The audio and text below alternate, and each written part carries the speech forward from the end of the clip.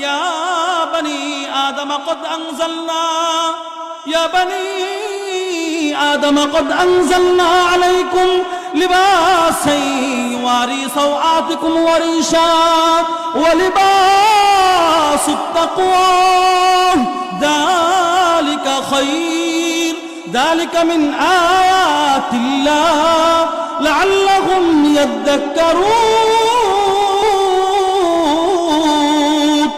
আল্লাহ তাআলা নিজে বলেন, হে আদম সন্তান, পোশাক দিলাম। পোশাক কেন পোশাক দিলাম? আমরা যেন প্রশ্ন করলাম, রব কেন পোশাক দিলেন? রব জবাব দিলেন, যাতে তোরা তোদের লজ্জাস্থান হেফাজত করতে পারো। সুবহানাল্লাহ পড়েন। এই জন্য প্রত্যেকটা মানুষকে আল্লাহ পর্দার বিধানের জন্য দিয়েছেন, যাতে প্রত্যেকটা মানুষ লজ্জাশীল হয়ে যায়। লজ্জাশীল হলে এক নম্বর লাভ, আপনার কলব পবিত্র করে দিবে কে? আরে আওয়াজ করে বলুন কে? দুই নম্বরকে কল্যাণময় জিন্দেগি দান করবেন কে? এজন্য নবীর সাহাবী হযরত হুযায়ফাতুল ইয়ামান বলেন, আল্লামা সাইয়্যিদ হুসাইন আল আফফানি রাহিমাহুল্লাহর বিখ্যাত কিতাবের নাম সালাহুল উম্মাহ ফি উলুবিল হিম্মাত, পঞ্চম খণ্ডের 549 নম্বর পৃষ্ঠায় উনি বলেন, লা খায়রা ফী মান লা ইস্তাহি মিনান নাস, যে লোকটার ভিতরে লজ্জা নাই তার কোনো কল্যাণ নাই। রাসূল ইস্তেনজার ক্ষেত্রে এতটা লজ্জাশীল হওয়ার কারণে কখনো কখনো নবী ইস্তেনজার জায়গা পেতেন না, তো নবীকে আল্লাহ পাক মুজিজা প্রকাশ করায় ইস্তেনজার ব্যবস্থা করে দিতেন।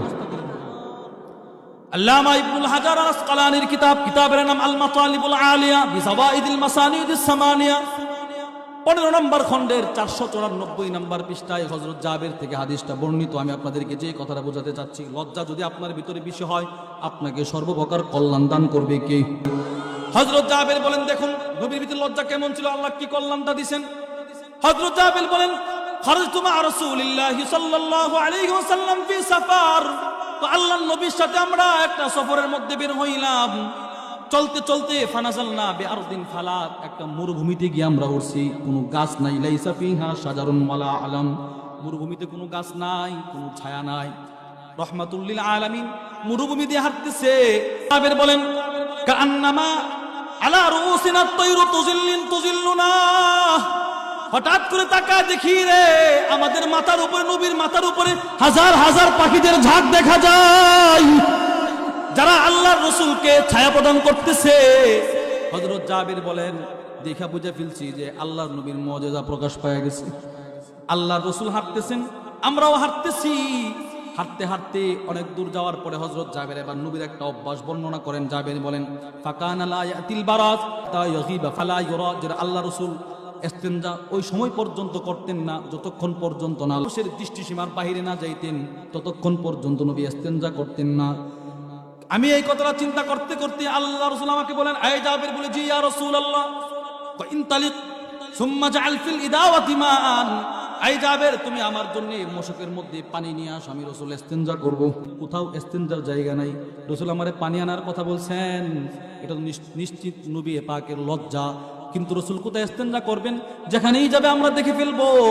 হযরত জাবির বলেন, রাসূল যেহেতু আমাকে নির্দেশটা দিয়েছেন, আমি পানি নিয়ে ফান্তালাকা বিনা, আল্লাহর নবীর সাথে চলতেছি হাত্তা লা নারা, কিছুই দেখা যায় না। হযরত জাবির বলেন, চলতে চলতে অনেক দূর যায়, দেখি দুইটা গাছ দেখা যায়। কয়টা গাছ? আরে বলেন আওয়াজ করে, কয়টা? তো বাইনাহুমা আজরুক, তো দুইটা গাছের মাঝখানে অনেক ফাঁকা, অর্থাৎ যেমন মনে করেন একটা গাছ এই সাইডে আর একটা গাছ এই সাইডে, দুইটা গাছের মাঝখানে অনেক ফাঁকা। আমি মনে মনে চিন্তা করলাম, এখন যদি রাসূল বলেন ইস্তেনজা করব, তো দুইটা গাছ তো মোটামুটি একটু, দুইটা গাছে একত্রিত হলে নবী ইস্তেনজা করতে সুবিধা। এই কথাটা বলার সাথে সাথে আল্লাহ রাসূল আমাকে বললেন, আই জাবের, ইনতালিক ইলা হাতাইনি শাজারাতাইন, তুমি ওই যে দুইটা গাছ দেখা যায়, দুইটা গাছের কাছে যাও, গিয়ে ফাকুল্লাহুমা ইয়ামুরুকুমা রাসূলুল্লাহি সাল্লাল্লাহু আলাইহি ওয়াসাল্লাম আন তাজতামিয়া, তুমি দুইটা গাছের কাছে গিয়ে বলবা, আল্লাহর রাসূল নির্দেশ দিয়েছে তোমরা যেন যার যার জায়গা থেকে দৌড় দিয়া নবীর জন্য একত্রিত হয়ে যাও। হযরত জাবির বলেন, আমি দুইটা গাছের কাছে গিয়ে বললাম, আল্লাহর রাসূল বলছে একত্রিত হওয়ার জন্য। সাথে সাথে তাকায় দেখি দুইটা গাছ যার যার জায়গা থেকে মাটি ফেরি দৌড় দিয়া নবীর জন্য এক জায়গায় একত্রিত হয়ে গেছে, ইস্তেনজার মতো হয়ে গেছে। আল্লাহর রাসূল ফাজালাসা খালফাহুমা, রাসূল দুইটা গাছের পিছনে বসে ইস্তেনজা করলেন। ইস্তেনজা করার পর হযরত জাবির বলেন, আমি তাকায় দেখি আল্লাহর রাসূল ইস্তেনজা করে দুইটা গাছরে শুধু ইশারা দিছে, যাও যাও যার যাই জায়গায় চলে যাও। সাথে সাথে দৌড় দিয়া দুইটা গাছ যার যার জায়গায় চলে গেছে।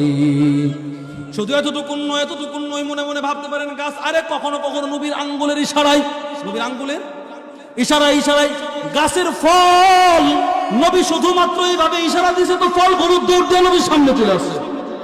তিরমিজি শরীফের 3628 নম্বর হাদিস, সহিহ হাদিস। হাদিসের বর্ণনাকারী আব্দুল্লাহ ইবনে আব্বাস রাদিয়াল্লাহু তাআলা আনহুমা উনি বলেন, আরে ও জা আরাবিয়ুন ইলা রাসূলিল্লাহ, একজন গ্রাম্য সাহাবী নবীর দরবারে আসছে। আয়েশা আল্লাহর রাসূলকে বলল, বিমা আরিফু আন্নাকা নাবিয়্যুন, এই মুহাম্মদ তুমি যে নবী এটা আমি কিভাবে বুঝবো, আমার একটা প্রমাণ দেখাও। আল্লাহর রাসূল বললেন, এই মিয়া কইন দাউতু হাদাল ইদকা মিন হাদিহিন নাখলা, এই যে খেজুর গাছটা দেখা যায়, ওই খেজুর গাছের যে কাদিটা আছে, খেজুর যে ধরছে ছোকরাটা, ওইটা যদি আমি ডাক দিয়ে আমার সামনে নিয়ে আসি, আতাশহাদু আন্নী রাসূলুল্লাহ, তুমি কি সাক্ষ্য দেবে আমি একজন নবী?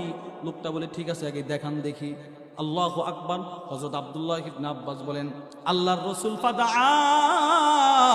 ওই খেজুর গাছের উপরে খেজুরের যে কাদিটা আছে, ছোকরাটা আছে, খেজুরের যে ছড়া, ওইটাকে ডাক দিছে, এদিকে আয়। হযরত আব্দুল্লাহ ইবনে আব্বাস বলেন, ফাজাআলা ইয়ানজিলু হাত্তা সাকাতা ইলা নবী সাল্লাল্লাহু আলাইহি ওয়াসাল্লাম, খেজুর গাছের ছত্রাটা গাছ থেকে পড়ে একটা দৌড় দিয়া নবীর পায়ের সামনে চলে আসছে। আল্লাহর রাসূলের এই মুজিজা দেখা গ্রাম্য লোকটা আশ্চর্য হয়ে গেছে। আল্লাহর রাসূল বললেন, যাও যাও, ইরজি, তুমি তোমার জায়গায় চলে যাও। তো খেজুর গাছটা দৌড় দিয়া খেজুরগুলো দৌড় দিয়া খেজুর গাছের উপরে চলে গেছে। আসলামাল আরাবিয়্যু, নবীর এই মুজিজা দেখা সাথে সাথে গ্রাম্য লোকটা কালিমা পড়ে মুসলমান হয়ে যায়। এই সবগুলোর মূল হচ্ছে লজ্জা। এজন্য আল্লাহ বলেন, ইয়া বানি আদম কদ আনজালনা, ইয়া বানি আদম কদ আনজালনা আলাইকুম লিবাসান ইওয়ারি সাওআতিকুম ওয়া রিশা ওয়া লিবাসুত তাকওয়া যালিকা খায়র, যালিকা মিন আয়াতিল্লাহ লাআল্লাহুম ইয়াযাক্কারুন।